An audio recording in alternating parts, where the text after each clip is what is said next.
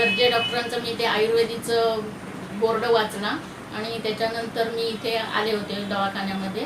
तर मला दम्याचा त्रास होता. 2010मध्ये मी आले होते. दम्याचा त्रास असल्यामुळे मी यांच्याकडे ट्रीटमेंट घेतली. त्यावेळेला वमनचं माझ्याकडून ट्रीटमेंट करून घेतली आणि औषधं वगैरे पण दिली.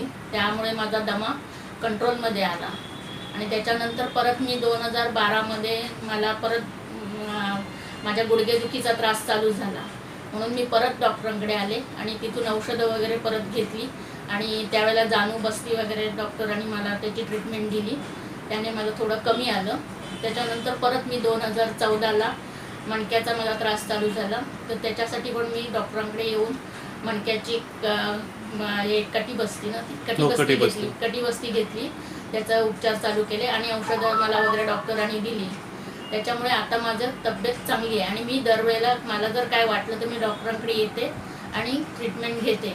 तर त्याने मला बरं वाटतं.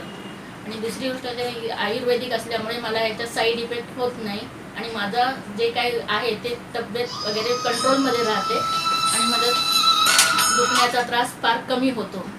आणि मी असं 2-2 वर्षांनी डॉक्टरांकडे येते आणि ट्रीटमेंट घेते.